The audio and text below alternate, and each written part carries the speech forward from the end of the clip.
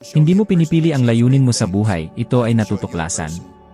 At kung iniisip mong kailangan mong magdesisyon kung anong landas ang tatahakin mo, malamang ito ang dahilan kung bakit hindi dumadaloy ang pera sa'yo. Maraming tao ang bumabangon araw-araw na walang ideya kung bakit sila gumigising. At ang totoo, mas malalim ang ugat ng problemang ito kaysa sa iniisip mo. Kung ang dahilan mo lang sa paggising ay para magtrabaho, magbayad ng mga bayarin, o sumabay lang sa agos ng karamihan, masasabi kong diretsong-diretsyo ka sa maling direksyon. Kapag ang pinagbabasihan mo ng mga desisyon ay ang kagustuhan ng pamilya, kung anong trabaho ang may mataas na kita ngayon, o kung ano ang pinakaligtas sa paningin ng iba, nawawala ka sa koneksyon sa sarili mong katotohanan. Pero kapag natagpuan mo na ang layunin mo, may bahagi sa iyo na tila natutulog na biglang magigising. Parang may ilaw na bumukas sa loob. Hindi ito ideyang mula sa labas, galing ito sa puso mo. Naalala ko pa noong unang beses na naramdaman ko ito. Sa panlabas, ayos naman ang lahat, may negosyo akong paglilinis, at kumikita ako ng mahigit sa 3 milyong piso kada taon. Mas malaki pa ito kaysa sa kahit anong kinita ko noon. Pero sa kabila ng lahat ng iyon, may kulang. May tinig sa loob ko na paulit-ulit na nagsasabi, hindi ito ang buo. Matagal kong binuhat ang pakiramdam na yon, hanggang sa isang araw, biglang malinaw sa akin, hindi pala pera ang tunay na nagpapasaya sa akin. Ang nagpapakilig sa puso ko ay yung makita kong umaangat ang buhay ng mga tauhan ko. Ang saya ko tuwing natutulungan ko silang magtakda ng mga layunin, ayusin ang kanilang pananalapi, at paniwalaan ang sarili nila. Doon ko na lamang ang misyon ko ay hindi maglinis ng opisina, kundi gisingin ang kamalayan ng ibang tao. Pero hindi ito nangyari sa isang iglap. Hindi ito isang desisyon, kundi isang proseso. At dito pumapasok ang pinakamahalagang aral. Ang layunin ay dumarating kapag natututo kang pakinggan ang sarili mo. Napansin mo ba na maraming tao ang takot sa katahimikan? Takot silang mapag-isa sa sarili nilang iniisip. Dahil sa tahimik na sandali, lumilitaw ang mga tanong na ayaw nilang harapin. Ano talaga ang gusto mong gawin? Namumuhay ka ba ng buhay na may saysay kung sakaling magtapos ito bukas? Bakit ka ba gumigising araw-araw? Karamihan ay iniiwasan ang mga tanong na yan. Mas pinipili nila ang ingay, ang paulit-ulit na gawi, at ang pamilyar na gulo. Pero ang katotohanan ay diretsyo at matalim. Kung hindi mo matuklasan ang layunin mo, mabubuhay ka para sa layunin ng iba. At kahit gaano pa kasipag ka, hindi magiging magaan ang pagdating ng pera. Dahil ang universo ay hindi tumutugon sa walang direksyong pagsisikap, tinutugunan nito ang malinaw at tapat na layunin. Alam mo kung ano ang nakakatawa? Maraming nagsasabing wala silang oras para tuklasin ang layunin nila. Sobrang abala raw sila. Pero may oras silang gumugol ng maraming oras sa social media, magreklamo sa trabaho, at gumawa ng mga bagay na hindi naman sila dinadala kahit saan. Kaya lagi kong inirekomenda ang isang simpleng hamon na sobrang makapangyarihan. Gumising ka ng 1 oras ng mas maaga araw-araw. 1 oras lang. Kumuha ka ng kwaderno. Humanap ng tahimik na lugar. At isulat mo ng tapat, kung maaari akong mabuhay mula sa bagay na pinakamamahal ko, ano yon? Maaaring sa mga unang araw, wala kang maisulat. Pero habang tumatagal, unti-unting maglalabas ng sagot ang isipan mo. Mga bagay na matagal mo nang nakalimutan mula pa noong kabataan mo. Mga hilig na matagal mo nang tinatago. Mga ideya na akala mo'y walang halaga, pero tuwing naiisip mo, bumibilis ang tibok ng puso mo. Mapapahanga ka sa mga sagot na pwedeng lumitaw kapag tumahimik ka. Ayon sa isang pag-aaral mula sa Universidad ng Stanford, ang mga taong malinaw kung ano ang layunin nila sa buhay ay mas matatag sa harap ng stress, mas malusog ang katawan, at mas malamang na yumaman. At sa totoo lang, hindi na ako nagulat dyan. Kasi kapag namumuhay ka ng may layunin, ang lahat ay nagbabago. Hindi mo na kailangan ikumpara ang sarili mo sa iba. Hindi mo na rin kailangang pilitin ang sarili mong magkasya sa mga inaasahan ng lipunan. Nagsisimula kang kumilos mula sa isang lugar ng tunay mong pagkatao. Parang bigla na lang nagkakaroon ng saysay ang buhay. Unti-unti mong nahihila papalapit sa iyo ang mga tamang tao, ang tamang pagkakataon. At ang pera ay nagiging resulta lamang. Hindi na siya ang sentro ng lahat. Kaya gusto kong itanong sa iyo, ng buong puso, ikaw ba ay namumuhay alinsunod sa tunay mong layunin o inuulit mo lang ang mga utos at inaasahan ng mundong ginagalawan mo? Alam kong hindi komportableng sagutin ang tanong na yan. Pero dahil masakit siya, mas kailangang itanong. Dahil sa kabilang panig ng sagot na yan, may nakahandang isang buong buhay na naghihintay sa'yo. Isang buhay kung saan hindi mo na kailangang habulin ang pera. Isang buhay kung saan ang pera ang kusa at tuloy-tuloy na dumadating sa'yo dahil naging kaakit-akit ka na sa lahat ng antas. At nagsisimula ang lahat kapag huminto ka sa pagpili at nagsimula kang maghanap ng totoo. Naisip mo na ba kung bakit ka bumabangon tuwing umaga? Hindi yung sagot na automatic, para magtrabaho, para magbayad ng mga bayarin, kasi kailangan. Gusto kong itanong sa iyo ang totoo, ang lalim. Ano ba talaga ang dahilan kung bakit ka bumabangon? Para sa napakaraming tao, ang sagot ay wala. At yan ang pinakamalinaw na palatandaan na ang kanilang buhay ay walang koneksyon sa layunin. Sa katotohanan, karamihan sa mga tao ay hindi tunay na nabubuhay, kundi pilit lang na umaalpas. Gumigising na parang makina, laging nagmamadali, hawak agad ang telepono, at puno na ang utak ng mga kailangang gawin. Paulit-ulit. Araw-araw. Linggo-linggo. Buwan-buwan. Hanggang sa lumipas ang mga taon. At darating ang araw na tatanungin nila ang sarili, ano nga ba ang ginawa ko sa buhay ko? Pero huli na para bumalik. Kaya paulit-ulit kong sinasabi, kailangan mong tuklasin kung bakit ka naririto. Ano ang dahilan mo? Ano ang bakit mo? Dahil yan ang magbibigay ng saysay sa lahat ng bagay. Kapag natuklasan mo ang tunay mong layunin, ang paggising sa umaga ay hindi na isang pasan kundi isang regalo. Bumabangon ka hindi para takasan ang mga utang, hindi dahil sa obligasyon, kundi dahil may mas malaki at mas mahalagang bagay na naghihintay sa iyo. Isang bagay na nagbibigay sigla sa iyo. Na nagpapasaya sa iyo. Na sabay na humahamon at pumupuno sa iyo. Seryoso ko itong hinarap. At hindi lang sa pamamagitan ng 5 minutong meditasyon o magandang usapan.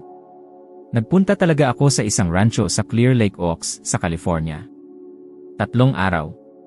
3 araw na lubusang inilaan para matuklasan at maisulat ko ng malinaw ang layunin ko sa buhay. At isinulat ko, mamuhay at magtrabaho sa isang kapaligirang masagana na nagpapalago ng pagiging produktibo at kagalakan, upang mas mahusay kong mapaglingkuran ang aking pamilya, ang aking negosyo, ang aking pamayanan, ang aking bansa, at sa huli ang buong mundo. Ang linyang ito ay hindi ko nabasa sa aklat o narinig sa seminar. Galing ito sa kaibuturan ng pagkatao ko. Mula nang maisulat ko yon, bawat desisyon na ginawa ko ay ginabayan ng prinsipyo na yon. Pero alam mo ba kung ano ang mas kamangha-mangha? Hindi mo kailangang magtungo sa isang malayong lugar o magretiro sa isang bukirin ng 3 araw para magawa ito. Ang kailangan mo lang ay magpasya na pakinggan ang sarili mo. Pumili ng isang sandali sa araw mo, maaaring sa madaling araw, maaaring sa gabi, kung kailan lilayo ka sa ingay, iiwan mo muna ang mundo at tapat mong itatanong sa sarili. Kung walang nakatingin ano ang talagang gusto kong gawin araw-araw habang nabubuhay ako. Minsan dumarating ang sagot sa anyo ng isang bulong. Sa ibang pagkakataon, isang sigaw. Pero palagi itong dumarating. At kapag dumating ito, nagbabago ang lahat. Alam mo yung pakiramdam na parang nawawala ka, palaging nahuhuli, at parang hindi ikaw ang namumuhay sa sariling buhay mo. Nawawala ang pakiramdam na yon. Dahil sa wakas, nauunawaan mo kung bakit ka naririto. Hindi ito tungkol sa pagiging abala sa buong araw. Hindi ito tungkol sa pagtatrabaho ng 10 oras sa bawat araw. Ito ay tungkol sa pag-alam kung bakit mo ito ginagawa. Ito ay tungkol sa pagtatrabaho ng may kahulugan, sa pagmamahal sa proseso, at sa pagbuo ng isang bagay na higit pa sa iyong sarili. May isang pag-aaral mula sa Universidad ng California na nagpapakita na ang mga taong may malinaw na layunin ay mas mahaba ang buhay, mas maganda ang kalusugan sa katawan at isipan, at mas mataas ang antas ng kasiyahan sa buhay. Hindi ito basta nagkataon lang. Kapag gumigising ka na may matibay na dahilan, tumutugon ang iyong katawan. Luminaw ang iyong isipan. Lumalakas ang iyong enerhiya. Tumitigil ka sa pakikipaglaban sa agos ng buhay at nagsisimula kang lumangoy kasabay nito. At ang pinakakakaiba, kapag natagpuan mo ang layunin mo, hindi mo na kailangang habulin pa ang motibasyon. Ang motibasyon na ang hahabol sa iyo. Naranasan mo na bang gustuhin mong iwan ang lahat at magsimula muli, pero hindi mo alam kung saan ka magsisimula? Maaaring hindi ito dahil gusto mong tumakas sa buhay. Maaaring ito ay dahil sinasabi ng kaluluwa mo na, hindi ka nabubuhay ayon sa tunay mong layunin. Nasaksihan ko na ito sa daan-daang tao. Mga taong iniwan ang mga trabahong kinamumuhian nila. Mga lumipat ng tirahan. Mga nagsimula muli mula sa wala. At sa kauna-unahang pagkakataon, naramdaman nilang tunay silang buhay. Iba ang kulay ng mundo kapag alam mo kung bakit ka narito. Maniwala ka, may layunin ka. Maaaring natabunan ito ng maraming taon ng obligasyon, takot, trauma o kawalan ng tiwala sa sarili. Pero nariyan ito. Nakatago sa kaloob-looban mo. Naghihintay lang ng tamang sandali para lumitaw. At marahil ang sandaling iyon ay ngayon. Hindi mo kinikita ang pera dahil wala kang malinaw na layunin. Maaaring parang masakit pakinggan ang pangungusap na yan, alam ko. Pero iyon mismo ang pagkagising na kailangan ng maraming tao.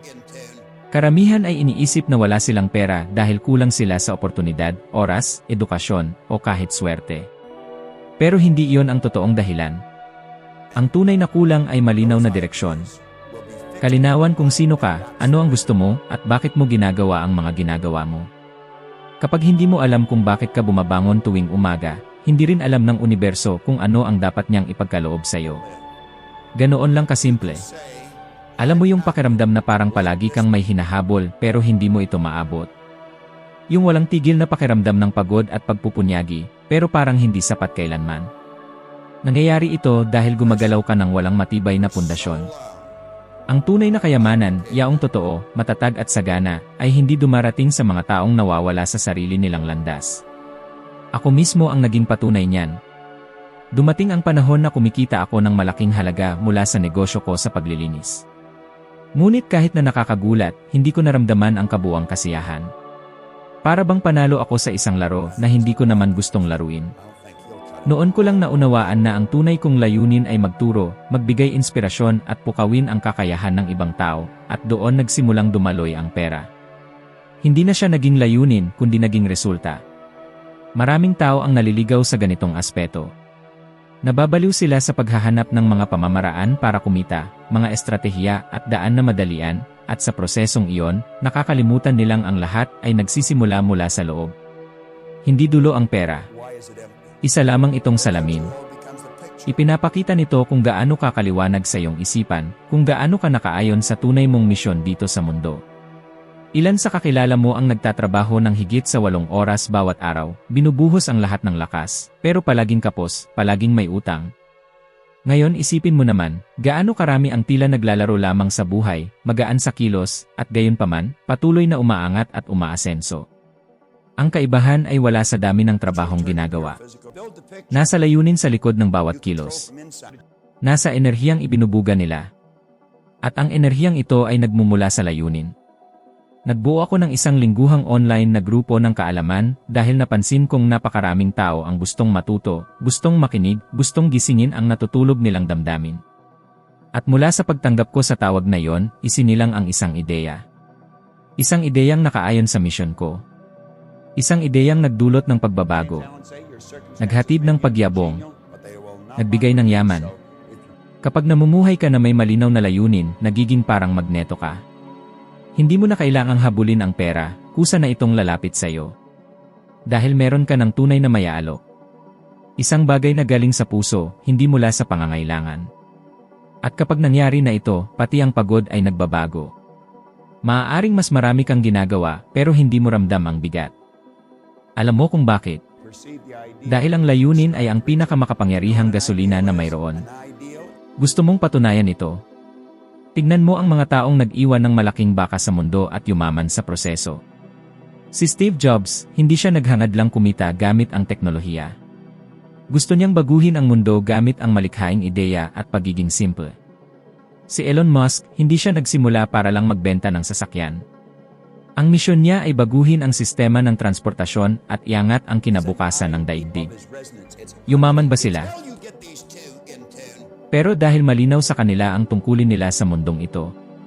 At iyan ang naging kaibahan nila sa milyon-milyong iba pa na sumubok, ngunit bigong makamit ang tagumpay dahil pera lang ang nasa isip.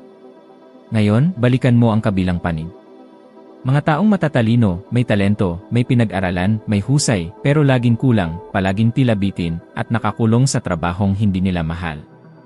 Ano ang kulang sa kanila? Layunin. At kapag walang layunin, ang bawat pagsisikap ay nauwi sa pagod na walang kapalit. Parang nagsasagwan ka sa dagat na hindi mo alam kung saan ang direksyon. Napapagod ka pero hindi ka naman umaabante.